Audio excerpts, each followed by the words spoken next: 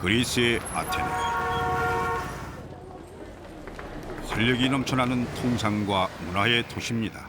또한 동방으로 뻗은 기독교의 큰 줄기, 그리스 정교의 도시이기도 하죠.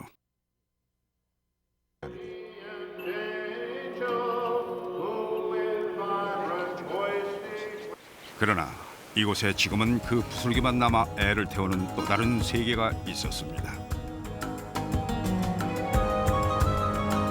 똑같이 활기차고 똑같이 신앙심 깊었던 고대 그리스인들의 또 다른 세계를 찾아 땅 위에서도 밑에서도 탐색이 계속되고 있습니다.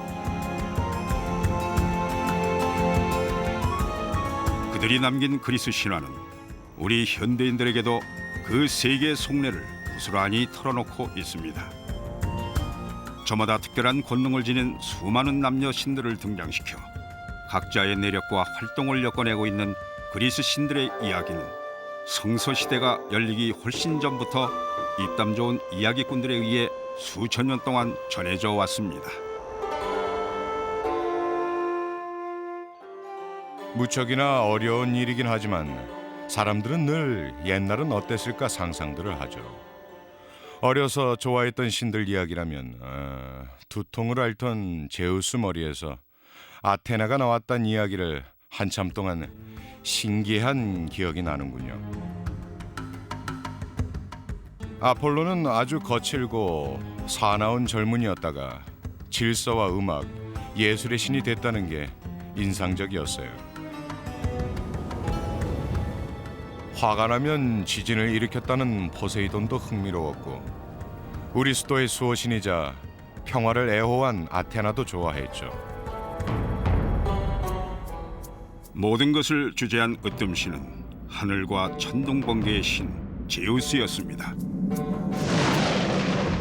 제우스는 하늘의 신이니 사람들이 야외로 나가 자연 속에 놓이게 되면 제우스의 세력군에 들게 됩니다. 이때 하루를 잘 지내게 될지 운이 좋을지 나쁠지는 모두 제우스한테 달려 있습니다. 제우스는 문지방에 행복과 불행이 따로 담긴 항아리 둘을 놓아두어서 모든 사람들한테 행복과 불행을 함께 부어주었답니다. 여신 아프로디테와 아르테미스는 동전의 양면과 같았죠. 아프로디테가 무엇을 관장하는 신입니까? 바로 사랑입니다. 성의 신이면서 또 미의 신이기도 하죠. 다산과 번식력하고도 많은 관련이 있고요. 그 반대편에 아르테미스가 있습니다. 아르테미스는 순결하기 그지없는 처녀죠. 그리고 아폴론에겐 고대 그리스의 모든 남녀 신들처럼 여러 가지 능력이 있었습니다. 아폴로는 문명을 일으키고 주관하는 역할을 하죠. 길이 없던 곳에 길을 놓아준 것이 그였습니다. 치료의 신이면서 역병을 몰아올 수도 있었는데 이런 양면성은 그리스 신들에게서 흔히 나타납니다. 병을 줄 수 있으면 약도 줄 수 있다는 식이죠. 거리를 두어야 하는 신 아폴론이라고 아주 기막히게 표현한 말이 있더라고요. 이 신은 사람들과 대면하거나 접촉하는 법이 없거든요. 사람들을 벌할 때는 멀리 떨어져서 활을 쏘는 편이었죠. 아폴론의 사랑을 구할 때도 아마 떨어져 있어야 했을 겁니다.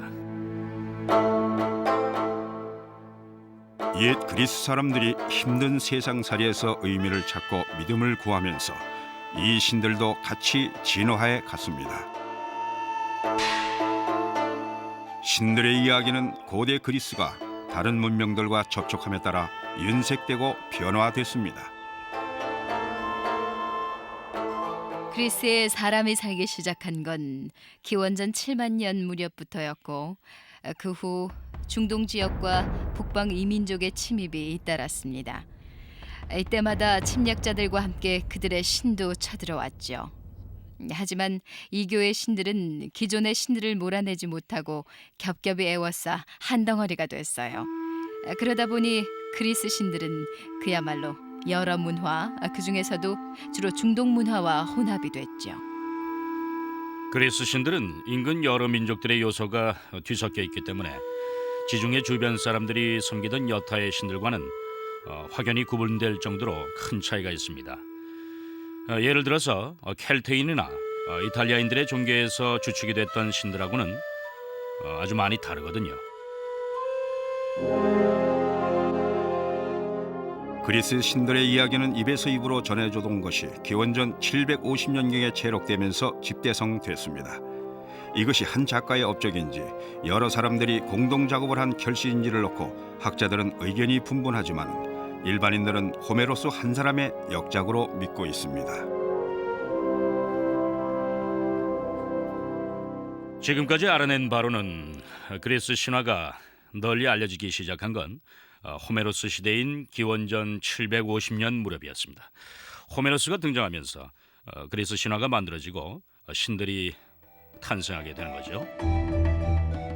호메로스는 우리에게 신을 안겨줬으니 그리스인들한테는 그의 이야기가 성전이나 다를 바 없었죠. 호메로스의 이야기에 의하면 태초에 원형의 대지를 감싸고 흐르는 큰 강물의 신 오케아노스가 있었습니다.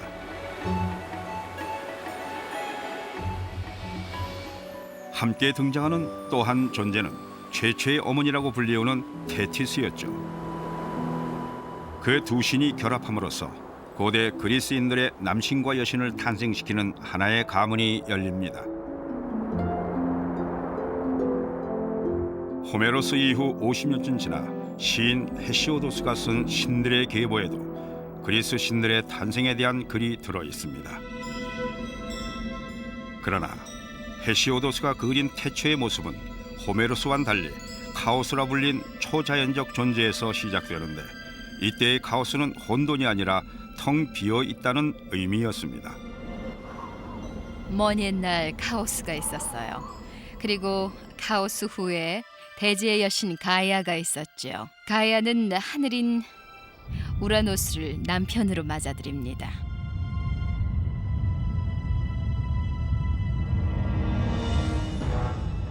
그러나 우라노스는 자식을 원치 않았습니다. 그는 자식들을 위협적인 존재로 여겨 아예 태어나지 못하게 막았죠. 가이아는 자신의 몸 밖으로 나오지 못한 자식들 중 하나인 크로노스와 결탁을 합니다. 크로노스는 어머니의 뱃속에서 아버지를 거세해버립니다.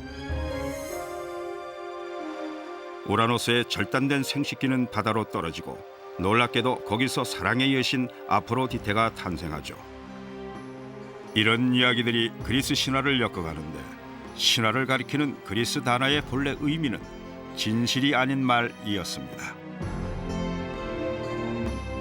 그러나 고대 그리스인들에게는 이 이야기들이 신앙의 일부로서 자연 현상과 세상 이치를 설명하는 데 많은 도움을 주었죠. 흥미롭게도 그리스 신화에는 사실 그리스 신화뿐 아니라 다른 여러 신화도 그렇지만 사랑과 전쟁 혹은 폭력과 섹스가 서로 깊은 연관을 맺고 있습니다. 그건 아마도 옛사람들, 특히 그리스인들 생각에 커다란 욕망이나 극심한 공포, 또 증오같이 강렬한 느낌들은 보편적인 인간의 정서와 서로 연결돼 있기 때문일 겁니다. 어떤 식으로든 서로 관련이 있다고 생각해요. 이와 같이 그리스 신화의 내용과 등장인물들에는 실제의 삶이 투영되어 있습니다. 헤시오도스의 이야기는 크로노스가 어머니 가이아의 태내에 갇혀있던 형제 자매들을 출생시키는 내용으로 이어집니다. 그러니까 티탄, 즉 거인족으로 알려진 이들은 아버지 우라노스가 거세된 뒤에야 태어나게 되는 거죠. 부자지간의 갈등이라는 주제는 이제 크로노스가 자기 자식들을 처치하면서 계속 이어갑니다. 레아와 결혼한 크로노스는 레아가 출산을 할 적마다 아기를 삼켰어요. 너무도 아이를 갖고 싶었던 레아는 아기가 태어나자마자 얼른 포대기에 싸서 크레타 섬 어느 동굴 안에 숨겨버립니다. 그 아기가 제우스지요. 크로노스한테는 강보에 둘둘만 돌멩이를 건넸어요. 크로노스는 악인 줄로만 알고 그걸 삼킵니다. 제우스가 자라나 아버지를 공격하고 여태껏 삼켰던 자식들을 모두 토해내게 했는데 이들이 바로 올림푸스산 최초의 신들이죠. 제우스는 아버지가 어머니한테 속아서 삼킨 돌도 되찾아 놓았습니다. 델피 신역에 가면은 지금도 그 돌을 볼 수 있죠. 아버지와 아들 사이엔 항상 일종의 선천적인 갈등과 긴장이 있습니다. 그리스 경제는 사실 금세기까지 겨우 생존을 유지해갈 정도의 수준이었어요. 그러다 보니 작은 농토라도 있다면 그건 아버지의 몫입니다.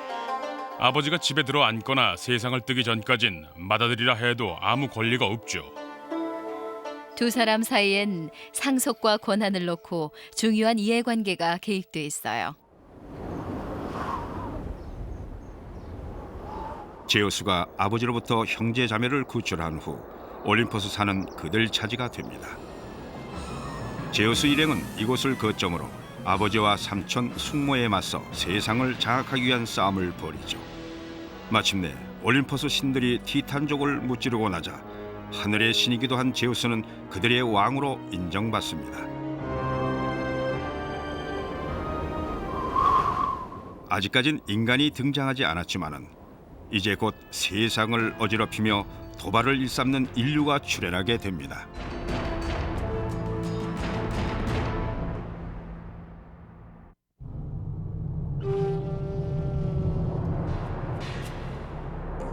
헤시오도스의 그리스 신화를 보면은 창조 이야기는 계속됩니다.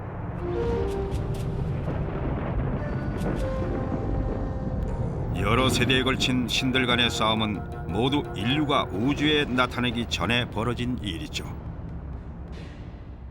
이 부분에선 한 문화가 우주의 시작을 어떻게 받아들이는지, 그러니까 갈등의 소산으로 보는지 혹은 단합의 산물로서 평화가 형성된 순간으로 보는지를 말해주고 있어 대단히 흥미롭습니다.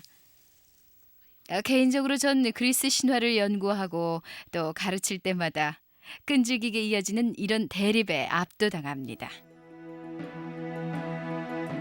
티탄족을 무찌른 후 으뜸신 제우스는 메티스와 결혼합니다. 메티스는 티탄족이라 제우스에겐 고모뻘이 되죠. 그들 사이에서 딸이 태어나는데 이미 성인이 되어 무장을 한 채 제우스 머리에서 튀어나오는 그녀, 바로 전사들의 여신 아테나입니다. 저마다 맡은 역할이 다른 신들도 이 세상에 출현합니다. 그렇지만은 그들 모두에겐 한 가지 공통점이 있었죠. 고대 세계의 다른 신들과 뚜렷이 구별되는 이들만의 특징은 바로 인간의 모습을 하고 있다는 점입니다. 이집트 신들의 경우 머리나 몸이 다양한 동물의 형태를 하고 있고, 근동의 메소포타미아나 히타이트 종교에서도 사자라든지 다른 맹수를 연상시키는 신들을 보게 되는데요. 그리스인들만은 인간을 닮은 신의 모습을 생각해낸 겁니다. 어디서 그런 착상을 얻었는지 모르겠지만은 정말 대단한 혁신이었죠. 신을 이야기한다는 건 알 수 없는 세계를 말하는 건데 모르는 세계를 생각하려니 아는 걸 총동원할 수밖에요. 구약 성서 창세기 편을 보면 시원한 저녁 때 하느님이 지상에 내려와 에덴 동산을 거닐었다고 돼 있죠. 그런 설명 없이 신을 말한다는 건 거의 불가능합니다. 크세노파네스가 말했죠. 만약 말들이 그림을 그릴 줄 안다면 그들의 신은 분명 말모습일 거라고요. 호메로스는 신들이 올림푸스 산 위에 터를 잡은 뒤에야 비로소 인간의 이야기가 펼쳐지기 시작했다고 했습니다.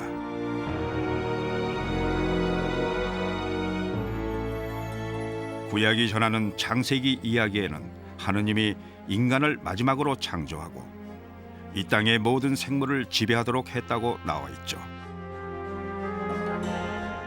그러나 고대 그리스인들은 인간의 탄생을 별로 중요하지 않은 사건으로 여겼습니다.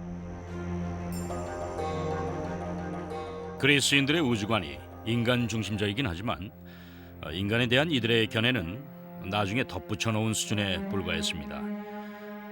신들보다 시시하고 대단치 않은 존재였으니까 그리스라는 우주와 올림포스 신들의 세계에서 인간의 창조는 뒤로 밀릴 수밖에 없었겠죠. 근데 어째서 이들은 인간의 출현을 그렇게 하찮게 여겼을까요?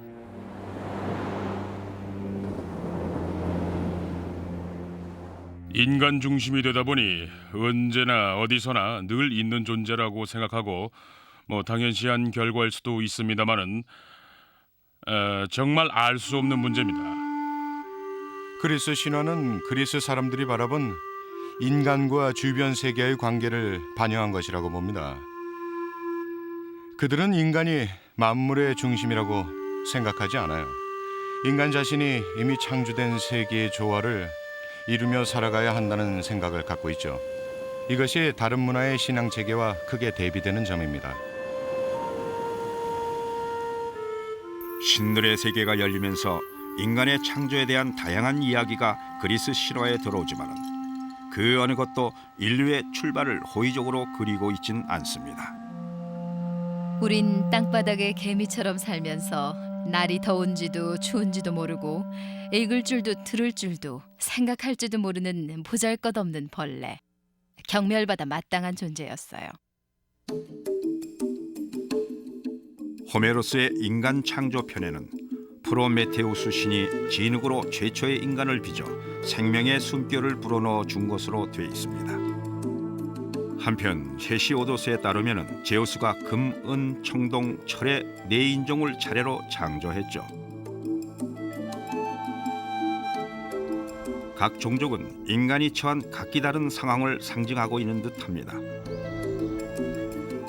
금으로 만들어진 첫 번째 인종은 풍성한 수확을 거두고 편안하게 살면서 신과 함께 향연을 벌립니다. 맨 처음이 황금 시대였는데 사람들이 이 땅에 처음으로 살기 시작한 때지요. 농작물이 저절로 자랐고 모든 사람들이 하나같이 다 올바르고 선량했답니다. 그런데 이 사람들은 얼마 후에 사라져 버립니다.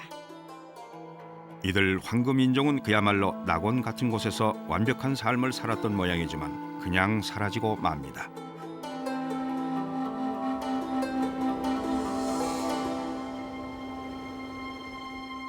구약 성서에서는 에덴 동산의 아담과 이브가 하느님의 은총을 잃게 된 데서 인생의 고달픔이 비롯됐다고 설명하고 있습니다. 그리스 신화에는 황금 인종이 왜 사라졌는지에 대해 이렇다 할 설명이 없어 그들의 운명은 영영 알 길이 없습니다. 그리스 신화는 인간이나 인간의 창조가 주된 관심거리가 아니기 때문에 첫 번째 인간의 창조에 초점을 두고 있는 구약 창세기 편과는 그 체계가 아주 다릅니다. 물론 구약은 최초의 인간 남녀가 신의 말을 듣지 않아서 벌어진 일까지 인간 창조편에 담았지만 그리스 신화에선 신을 거역하는 것이 그렇게 대단한 일은 아니었죠. 어째서 헤시오도스는 황금 인종 시대가 막을 내린 이유에 대해선 아무 말도 하지 않았을까요? 구약 성서에도 아담과 이브가 명백한 잘못을 저질렀기 때문에 에덴 동산에서 추방됐다는 얘기는 들어 있습니다만 그 당시 세상이 왜 그렇게 힘든지, 왜 인간은 편히 살 수 없는지 제대로 설명해 준 부분은 어디에도 안 나와 있죠. 황금 인종이 끝나자 제우스는 은으로 인간을 만들지만은 이들은 그다지 진화되지 못한 인종이었습니다. 은시대 인간들은 유아기가 무척 길었고 잠시 어른이 됐다간 곧 끔찍하게 늙어버렸어요. 그리고는 땅 속으로 사라졌습니다. 거기다 거만한 사람들이어서 신들을 숭배하지도 않았죠. 그 뒤를 이은 청동 인종은 전쟁을 일삼다 멸망하고 맙니다. 드디어 그 다음에 또 한 인종이 출현해 현세까지 살고 있는데 바로 철로 만들어진 인종이죠. 근본적으로 인류가 퇴행해 왔다는 취지의 이 이야기는 그리스인들이 삶에서 중요하게 생각한 여러 가지를 골고루 보여주고 있습니다. 예컨대 신을 대하는 태도며 자기네 도시국가를 지키기 위한 전쟁에 임하는 자세, 또 서로 간의 화합 등에 대한 시각을 드러내고 있죠. 흥미롭게도 이 모든 이야기들은 인류의 창조를 설명하면서 그 절반인 남성만 다루고 있습니다. 여성은 모두 속임수를 쓴 남자들을 괴롭히기 위한 징벌 방편으로 등장하죠. 최초의 여성은 인류를 벌하기 위해서 땅으로 보내졌습니다. 대단한 여성 혐오 증세가 느껴지는 대목인데요. 헤시오도스가 기원전 700년대의 사람인 걸 감안을 해도 정말 놀라운 발상입니다. 이야기는 신들 중 하나인 프로메테우스가 전 우주의 왕인 주신 제우스를 속이려 했다고 돼 있죠. 프로메테우스는 미리 생각하는 자라는 그의 이름처럼 영리한 책략가죠. 그는 양을 한 마리 잡아서 좋은 살코기는 모두 발라 지저분한 내장 속에 꼭꼭 채워넣고 추려낸 뼈는 반들반들 윤기 도는 하얀 기름덩이로 쌉니다. 물론 태워서 제물로 바칠 거죠. 이 두 뭉치를 제우스 신 앞에 내놓고 폐하 고르소서라고 했어요. 제우스는 인류의 대리자인 프로메테우스가 자신을 속이고 있다는 걸 꿰뚫어 보고는 그 보복으로 인간들을 벌하여 불을 빼앗아 버립니다. 그러자 프로메테우스는 다시 불을 훔쳐와 인간들에게 되돌려 주죠.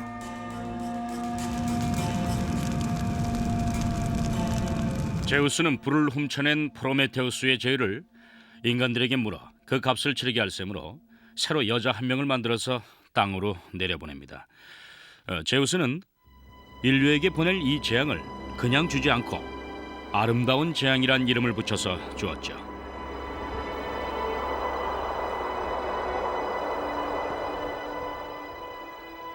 여자는 꼭 필요한 존재면서도 그리스어로 칼론 키콘, 즉 아름다운 재앙이었습니다. 그래서 그리스 신화나 시에 등장하는 여자들은 양쪽 측면이 다 그려져 있죠. 아름답고 저항할 수 없이 매력적인 존재지만 여자가 남자를 일하게 만드니 나쁜 존재란 얘기입니다.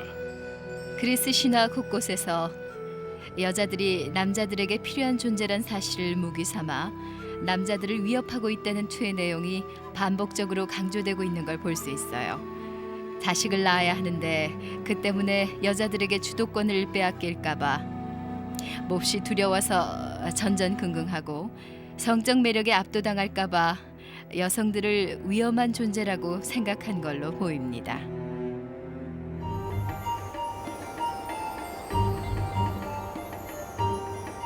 그리스 신화에 나오는 인류 최초의 여자 판도라 이야기는 에덴 동산의 이브와 금단의 열매 이야기로 되살아납니다. 판도라가 열지 말라는 항아리를 열게 되고 그 순간 이 세상의 모든 불행이 그 안에서 쏟아져 나옵니다. 온갖 질병과 고통, 고난이 다 나왔죠. 얼른 뚜껑을 덮었지만 때는 이미 늦어서 희망 하나만 남아있게 됩니다. 그런데 재앙으로 가득 찬 판도라의 항아리 안에 희망은 대체 왜 들어 있었을까요? 희망이 화를 불러일으킨다니 기발하고 재밌는 발상이지요. 희망이란 게 있기 때문에 미래를 다스릴 수 있다고 믿고 행동하니까 재앙이라 여긴 겁니다. 헤시오도스 시대엔 미래는 어찌할 수 없다는 의식이 지배적이었던 때라 희망은 위험한 과대망상이었죠. 희망이 좋은 걸까 나쁜 걸까? 그리스인들은 이런 종류의 양도 논법을 사랑했죠. 희망이라는 게 좋을 수도 있고 또 나쁠 수도 있기 때문에 항아리 안에 남겨두고서 인간들이 쓸 수도 있고 쓰지 않을 수도 있게 한 겁니다. 판도라가 가장 유명하긴 하지만 그리스 신화에서 재앙을 몰고 온 여성은 판도라뿐만이 아닙니다. 몇몇 학자들은 이런 여성 비하의 속뜻을 사랑의 여신 아프로디테한테서도 읽어냅니다. 가장 아름다우며 최고의 성적 매력을 지닌 아프로디테 여신에 관한 설화들을 보면 남자들이 그녀를 두려워하죠. 트로이 외곽 어느 야산에서 인간 안키세스를 본 여신 아프로디테가 동침을 원하며 다가갔습니다. 하지만 그는 아름다운 여신의 모습을 보고 인간이 아니라 여신이 분명하다며 거절을 합니다. 그러자 아프로디테는 펄쩍 뛰면서 자기는 근처에 사는 아가씨일 뿐이라고 했어요. 그래서 둘은 같이 밤을 보냈죠. 아침에 눈을 뜬 안키세스는 여신의 모습으로 돌아간 아프로디테를 보고 두려움에 떨었어요. 자신이 거세될까 봐 잔뜩 겁을 먹은 겁니다. 반대로 성애의 역할이 전혀 없는 아테나 여신은 복을 가져다주는 존재로 여겨졌습니다. 아테나는 보호자로서 앞장서서 정당한 방어 전쟁을 지휘하는 전사의 신입니다. 아테네 시민들에게는 자신들의 수호신인 아테나가 여러 면에서 가장 중요한 으뜸 신격이었죠. 아크로폴리스에 아테나 신전을 세운 도시들은 모두 마찬가지였을 겁니다. 이런 점에서 신들의 세계를 그린 그리스 신화는 그저 다채로운 이야기들을 모아놓은 것이 아니라 한 고대 문명을 그 사상과 가치관을 들여다볼 수 있는 창입니다. 신화는 일관성이 없고 논리 비약이 심한 데다 이상한 동물들이 등장하는 등의 마치 꿈속 세계를 그린 듯한 이야기입니다. 그래서 전 그리스 신화가 초창기 그리스 문명의 집단 무의식이 아닌가 하는 의문을 가져봅니다. 의식적이든 아니든 고대 그리스인들의 일상생활 속에서 신이 없는 것은 거의 없었습니다. 곳곳의 산에도 초목에도 심지어 그들이 느낀 온갖 감정 하나하나에도 그것을 관장하는 신이 있다고 생각했어요.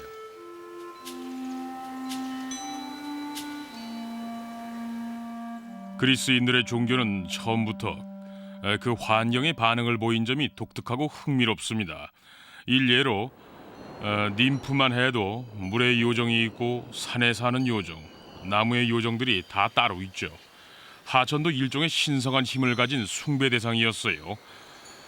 그리스인들의 신앙은 이런 식으로 자연의 모든 부분이 가치가 있고 신성하고 거룩하다고 여겨서 현대 생태학의 원조격이라고 볼 수도 있습니다. 그리스인들은 신성함을 나타내는 특별한 용어를 여럿 사용했습니다. 그 중에 하나가 헤로스라는 건데, 헤로스는 신의 것이란 뜻이죠. 또 그리스어로 종교는 타이란데 신에게 바친 거룩한 물건이란 의미입니다. 그리스 신화는 인간의 힘으로 어찌할 수 없는 세상사를 많이 다루고 있습니다.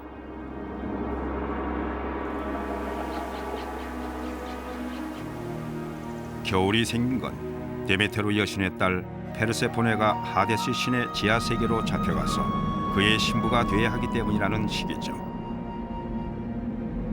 딸을 잃어버리고 너무도 상심하던 데메테르는 온 세상을 헤매기 시작합니다. 딸을 찾지 못해 울며 불며 다닌 통에 곡식이 자라질 못하니 신들이 제물을 받지 못했어요. 그래서 마침내 몇몇 신들이 제우스를 찾아가 우리도 제물을 받고 인간들도 살아남을 수 있게 페르세포네를 돌려보내라고 건의했죠. 드디어 페르세포네가 어머니 품에 돌아올 수 있게 되지만 조건이 하나 있었습니다. 해마다 석 달은 하데스와 함께 지내야 한다는 거였죠. 바로 이 시기 동안 농업의 여신인 데메테르가 슬픔에 잠겨 있기 때문에 겨울 추위가 닥치고 들판에 아무것도 자라지 못한다는 설명입니다. 삶의 큰 고난들은 이런 식으로 설명해 가지만 개인적인 불행은 신들의 비유를 거슬린 탓으로 해석되는 경우가 많습니다. 신들의 노여움을 사게 되면은 지상의 그 어떤 권위자도 아닌 신들이 직접 징벌을 가합니다.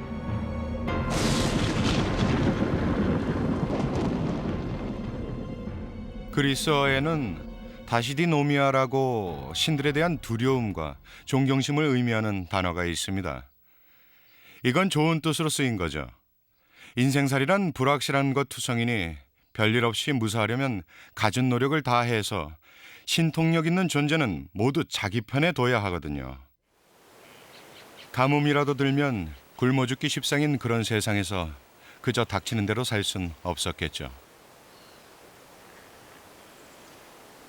그리스 신화에서 마음에 드는 것 하나는 언제나 인간을 탓한다는 점입니다. 신들 탓으로 이렇게 됐다라고 하는 법이 없어요. 우리 잘못이니 그 원인을 알 수 있다는 거죠. 살아가기엔 좀 힘든 세상이었을 것 같군요. 힘든 세상에선 영웅을 찾게 마련입니다. 역경으로 가득 찬 삶에서 건져내줄 그런 위인을 기다리게 되는 거죠. 그리스 신화 속에 등장하는 신과 지상의 여인사에서 태어난 아기는 예수 그리스도의 출현을 예고한 것이라고 믿는 이들도 있습니다. 이것이 과연 예정된 일이었을까요? 이제부터는 그리스 신화상 가장 위대한 두 인물을 통해 운명과 자유의 의지에 대한 옛 그리스인들의 생각을 알아보겠습니다.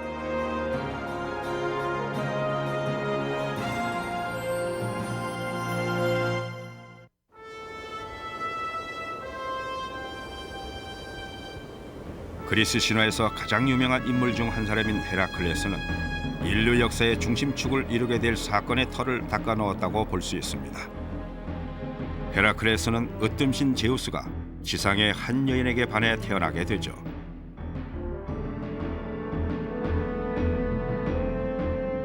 그 여인은 정숙한 유부녀였습니다. 제우스는 그녀의 남편 모습을 하고서야 그녀를 차지할 수 있었죠.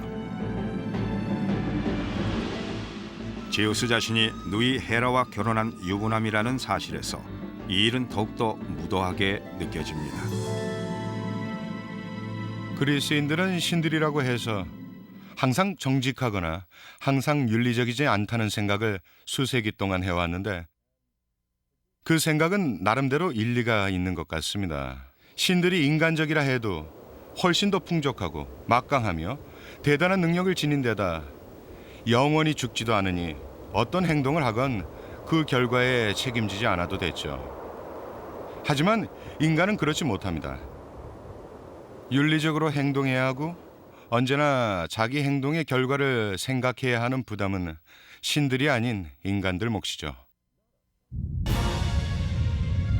헤라는 제우스에겐 화를 낼 수가 없었습니다. 그래서 그리스 신들의 전형적인 수법을 썼죠. 남편의 부정으로 태어난 아기를 화풀이 대상으로 삼은 겁니다. 아마도 가장 잘 알려져 있을 그리스 영웅인 헤라클레스는 그리스 신화에서는 특히 중요한 인물입니다. 갓난아기 때부터 힘이 엄청난 장사였던 헤라클레스는 요람에 누워서도 헤라가 들여보낸 독사 2마리를 모두 목잘라 죽여버리죠. 사실 그리스 영웅들 중에는 부모 한쪽이 신인 경우가 많습니다. 대개의 경우 영웅은 뛰어난 힘과 불굴의 의지를 가진 남자로 그려지죠. 그들은 일생에 걸쳐 수없이 많은 업적을 이뤄내는 탁월한 인물이지만 인생 행로가 험난하게 이를 데 없다는 점이 특징적으로 나타납니다. 또한 이들의 뛰어난 능력 때문에 사람들과 융화하기도 무척 어렵죠. 복수심에 불탄 헤라는 남편의 사생활을 일생 동안 쫓아다니면서 주기적으로 그를 격분시켜 날뛰게 만듭니다.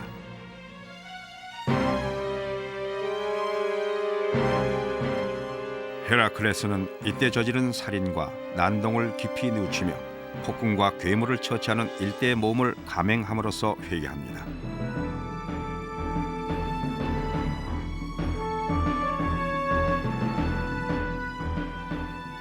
그가 생을 마감하자 아버지 제우스는 헤라클레스에게 영원한 생명을 불어넣고 올림포스 산정으로 데려가 함께 살게 합니다.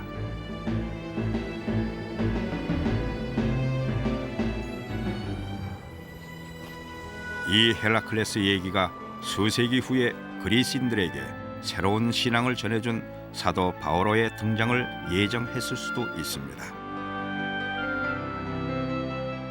신의 아들 헤라클레스가 이 땅에서 고난의 삶을 살았고 죽어선 신이 되어 올림포스로 갔다는 이야기가 이미 있었으니 고통 속에 살다 죽어서 하늘나라로 간 또 다른 신의 아들 이야기가 그리 낯설진 않았을 겁니다. 마찬가지로 신이 우리들과 똑같은 인간의 모습을 하고 있다는 생각은 이교 신앙을 가진 그리스인들도 전적으로 수용할 수 있는 것이었죠. 따라서 그리스로 들어간 초기 기독교가 뿌리를 내리기가 쉬웠습니다. 기독교와 아무 상관은 없지만 고난과 박해를 받던 헤라클레스가 노고와 충절을 통해 신성을 얻었다는 점에서 기독교적 요소가 있다고 볼 수도 있겠죠. 헤라클레스는 독보적인 존재이면서도 그리스인들의 숱한 영웅들 중 한 사람일 뿐입니다. 트로이 전쟁의 영웅 아킬레스와 오디세우스도 있고 그리스 젊은이들을 잡아먹었다는 무시무시한 괴물 미노타우루스를 죽인 테세우스도 있죠.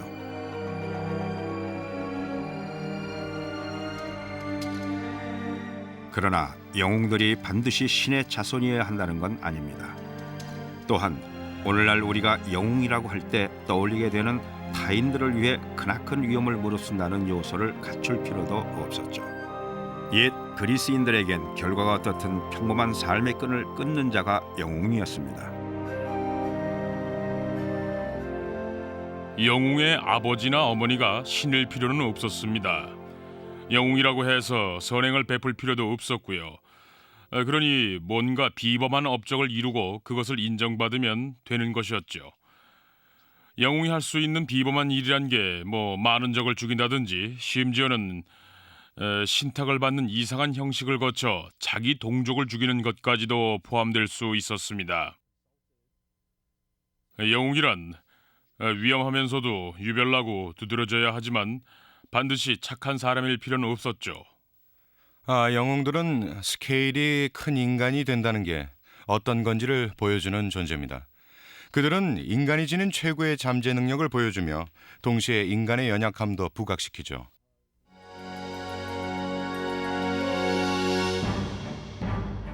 허구의 인물임직한 또 한 사람의 영웅 오이디푸스는 아버지를 살해하고 친어머니와 결혼합니다.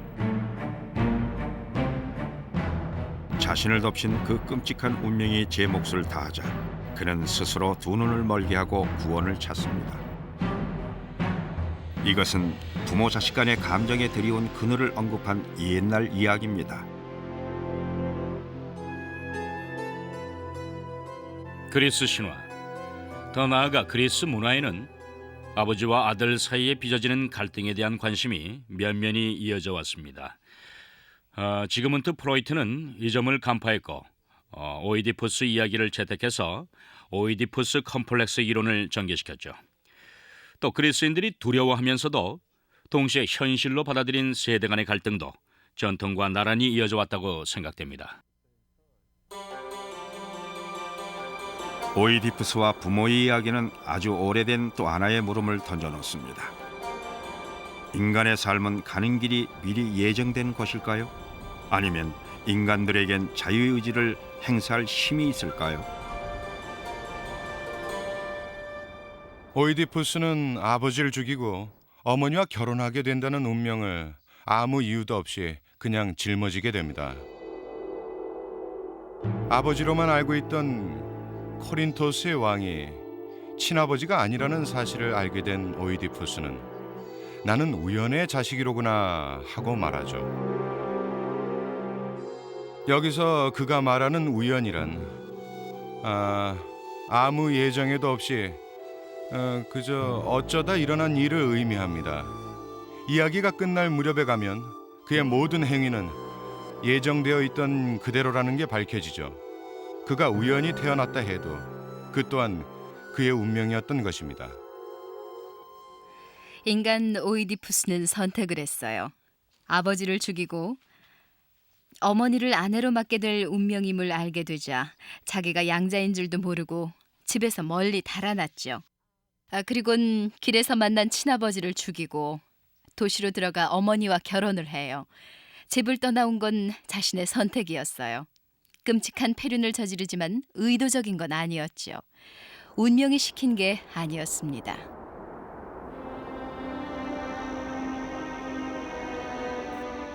고대 그리스인들에겐 운명이냐 자유의지의 역할이냐라는 문제가 너무도 중요해서 운명을 새 여신으로 의인화시킬 정도였습니다.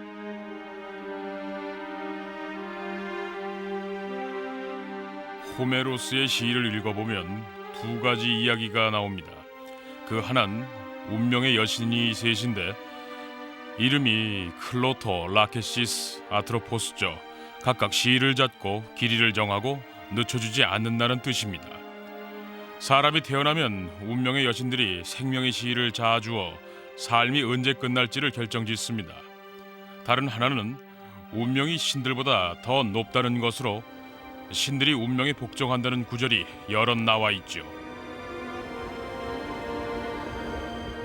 오이디푸스 이야기를 두고 운명을 이야기해 볼 수 있습니다. 그는 아버지를 살해하고 어머니와 결혼하도록 운명 지어졌죠. 이것이 그에겐 자유의지가 일체 없었단 뜻일까요? 그건 아닙니다. 단지 그 일이 일어날 예정이었단 뜻일 뿐이지요. 그리스인들은 복잡한 세계관을 갖고 있었습니다. 신들이 인간의 행동을 일일이 지배하거나 영향력을 행사하면서도 다른 한편에서는 인간들이 자신의 운명을 스스로 관리하고 예견할 수 있었죠. 그러다 보니까 신들이 지배하는 것과 또 인간들이 지배하는 것 사이에 재미있는 관계가 성립되어 있었습니다.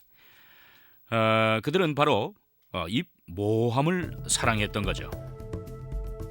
이렇게 해서 옛 그리스인들은 인생에서 확실히 보장된 건 없다는 사실을 받아들였죠. 이러한 생각은 오늘날에도 널리 퍼져 있습니다. 이 땅에는 너무 많은 사람들이 살 수 없다는 그리스인들의 의식은 신화에도 잘 표현되어 있습니다. 트로이 전쟁의 시작 부분을 보면은 대지의 여신이 사람들을 너무 많이 짊어지게 되자 제우스에게 짐을 덜어달라고 소리쳤습니다. 그래서 제우스가 많은 사람을 처치하려고 트로이 전쟁을 생각해냈다고 돼 있죠. 그리스 신들은 결점과 단점을 가진 불완전한 신들이었습니다. 고대 그리스 사람들은 어떻게 해서 이 불완전한 신들을 완벽하다고 여겼을까요?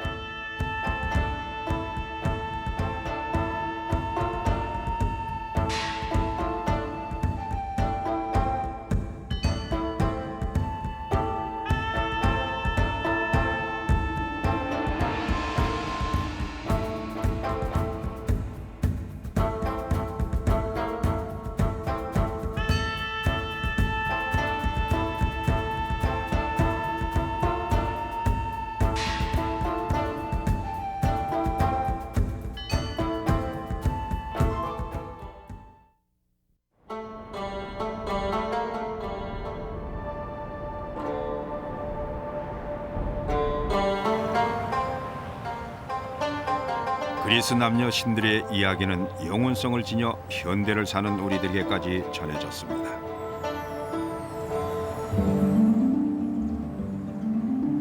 그 신들 가운데는 올림푸스 산중에 살던 아름다운 자매 신들 카리테스와 무사이가 있었죠. 우아한 카리테스 세 자매 신들은 아름다움과 매력과 감사하는 마음을 지상에 내려주고 학문과 예술의 신 무사이 곧 뮤즈들은 신들의 얘기와 아득한 옛 시절 무용담을 대대로 구전하는 데 크게 이바지합니다. 그들은 지상으로 내려와 역사와 천문학 예술을 가르쳤습니다. 9명의 뮤즈 여신들은 각각 예술과 과학의 특정 분야와 관련이 있습니다. 예를 들어 선원자 클레오는 서사시를 다루는 역사의 뮤즈죠. 뮤즈들이 특히 잘 알려져 있는 건 그리스어는 물론 현재 사용되고 있는 영어 단어에도 그 자취가 많이 남아있기 때문입니다.